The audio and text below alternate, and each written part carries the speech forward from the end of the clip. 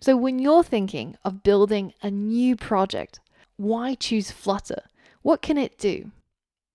Well, one of the first reasons you might consider is that you'll end up with one code base to maintain, one place to debug, and one place to update. So one code base to rule them all? And this is a huge advantage compared to creating your apps natively. Say, creating your iOS apps in Swift and making your Android apps in Java and your web apps in JavaScript, and having all of these different places that you need to update and maintain, and it can get really messy. Whereas here, you only need to know one language, that's Dart, which is a powerful language that's actually quite easy to work with. But once you've learned and understand how to use it, then you can use it to create your iOS apps, your Android apps, your web apps. And it means that you only have to get good at one thing instead of lots of different things. And if you've done any programming before, then you'll realize that Dart is actually very, very similar to a lot of modern object-oriented programming languages. It has a lot of features that other powerful languages will have, and it's been used internally at Google to build powerful tools such as Google AdWords and Google Fiber, and its usage is only gonna get bigger. Currently, we can already use Flutter and Dart to build iOS and Android mobile apps, but its applications go beyond that.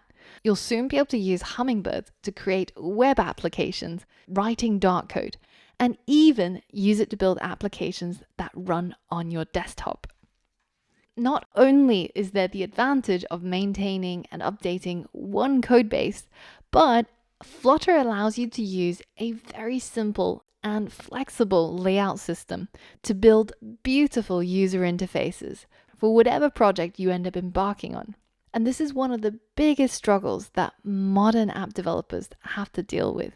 Because you might remember when the iPhone 3G was first launched, there was just one screen size and one aspect ratio. It was a 3.5-inch screen. And it's crazy to think that it used to cost just $99. And now it costs something like $1 bajillion. But there's a whole family of devices. There's the iPad Pros, the iPads, the iPad Airs, the iPhones, and all of its little cousins and uncles and aunts and neighbors. And it's just a huge ecosystem of different screen sizes, different aspect ratios. And as a developer, you have to contend with all of this and to try and make your app look good on every single one of these screens. And it gets even worse when you start thinking about Android because of the fact that Android is open source. So it means that literally anybody who wants to build a smartphone can use Android as the operating system. If you're building an Android app, it could be run on any sort of million types of devices with, again, different screen sizes, different aspect ratios. And you can see that even back in August 2014, there were just too many different devices that were running Android, even for you to keep track of. So as a developer, if we want to lay out our screen to make the most of the screen real estate and making sure that the user actually has a good experience using our app. In order to do this, both on iOS and Android, we now use constraints. And constraints essentially get more complex as the number of elements grow on screen. So constraints can be really easy to do and do well if you only have 4 or 5 things on screen. But we're no longer in the 3.5-inch screen era anymore. And when we used to have a small screen, there's only so much that you can fit onto that screen. And this is the time when it made sense to use constraints. Few elements, little complexity. But as screens have gotten bigger and bigger and bigger, I'm pretty sure that the next phone will have no bezels whatsoever and it'll be the size of my face.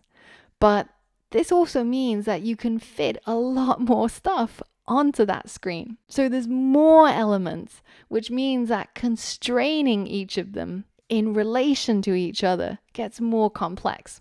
And the more complexity there is, in anything means that it's harder to understand and it's harder to do a good job of creating beautiful user interfaces that have good user experience.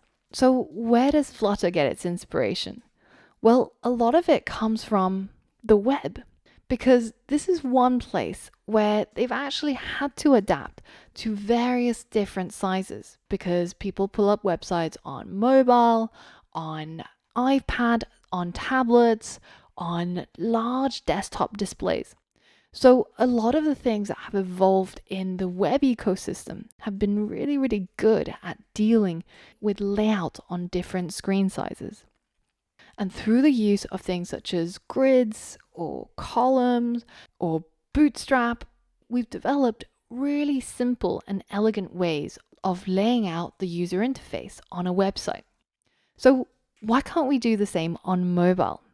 And there's a lot of core concepts from web design that comes into Flutter development, and it allows you to make the use of rows, for example, stacking elements next to each other horizontally, or columns, items that need to stack vertically on the screen, or stacks, things that need to stack on top of each other, and then giving them padding or giving them margins or centering them, and having a whole bunch of these convenience widgets that make it easy to lay out your screen. Now, as if having a single code base to work with and an intuitive and beautiful way of laying out your app's user interface wasn't enough, there's also something called hot reload. When we're developing apps, one of the biggest pains is when you have to run the app, because often on iOS it can take anywhere between 10 and 30 seconds between saving your code, running your app, compiling it, and finally seeing it on screen. But when you're working in Flutter, as soon as you update your code and you hit save, your user interface will change in front of your eyes in a fraction of a second sometimes. And this leads to a very different way of designing the user interface. It's almost like you have a refresh button on a website.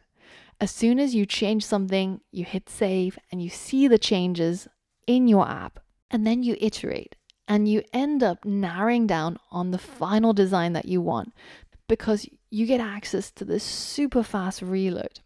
And this makes it really fun and really easy to design beautiful interfaces. And you can see it in action here. Every single time that I hit save, you can see that down here you have the preparing hot reload, and instantly the UI updates. So I change the color, I hit save, the UI updates. And this is recorded in real time. There's no speeding up, there's no editing done here. It's just that fast. And it makes it a really fun experience to design a beautiful user interface. Now, the last thing I want to talk about is the fact that when you're working with Flutter, you get access to the original source code. Because Flutter is open source, it means that if you want to see how a button is implemented, you can simply just click on it and you'll see how they wrote the code to make it look the way it is, how to behave the way it is. And you can click on anything on screen and you can see the original code that the team wrote in order for it to be the way it is. And it means that you can more easily understand how these widgets work. If you've been working on iOS development, you'll know that a lot of it is a mysterious black box, because on iOS, a lot of the components are proprietary. How Apple implements a button or a slider is their secret sauce, essentially, and you don't get access to that. But on Flutter, you do. And what this means is that you'll be able to see how something in particular is implemented. And if you wanted to customize it, if you wanted to build entirely your own version of it, you can simply copy what they did for their version and update the parts that you need to. So let's say that I don't want to use Flutter's bog standard floating action button anymore. I want to create my very own version. Well, if we go ahead and take a look at it, we can see that it's built with this amount of elevation of the screen and a height and width of this size. And then we can see that once it's put together, it's based on something called a raw material button. So I'm going to go in here and I'm going to scrap their version of the floating action button. And I'm just going to build my very own raw material button. And my button is going to be customized the way that I want it to. So I want it to have a color that is maybe red instead of blue. So we'll change the colors to red. And when I hit save, you can see it performs hot reload and we end up with a red rectangle. Now I don't really want it to be a rectangle. I still quite like the rounded edges. So let's change its shape. Let's change it to a round rectangle. And I'm going to make its corners a little bit rounder. So I'm going to change the border radius to maybe, let's say, 50 pixels. And now when I hit save, you can see it's a lot rounder. Looks much more like the pill shape that I was looking for. So next, let's customize it a little bit more. I want it to be a little bit bigger. At the moment, it's really, really small. Let's make it a little bit taller and a little bit wider. So let's add some box constraints. And I'm going to change the height to, let's say, 50 pixels. And we'll make the width maybe 100. So now when I hit save, I've got the perfect button, and this is exactly the one that I want. And I've managed to customize it to exactly my liking based off looking at exactly how the Flutter team created the floating action button, and I just changed it to make it my own version. So there's a lot of really exciting things that you can do with Flutter. And in the coming lessons, we're going to be exploring and diving deep into all of the cool things that you can do with Flutter and Dart.